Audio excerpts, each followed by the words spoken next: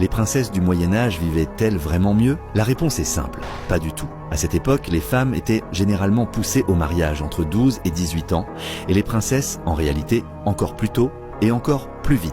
Prenons un exemple. Le roi de France Charles V a lui-même arrangé le mariage de sa fille Isabelle avec le roi d'Angleterre Richard II. Cette année-là, elle n'avait que 6 ans. Et Richard, lui, avait 28 ans. Rien que ça donne déjà des frissons. Les chroniques ajoutent souvent « heureusement ».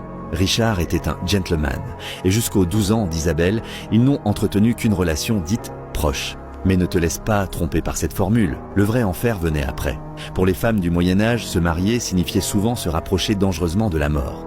Car ce qui les attendait ensuite, c'était la grossesse.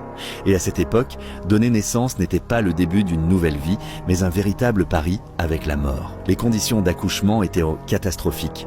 Aucune désinfection, aucune médecine fiable, et la moindre complication pouvait être fatale. En cas d'accouchement difficile, la mort devenait presque la conclusion par défaut. La seule solution possible était la césarienne.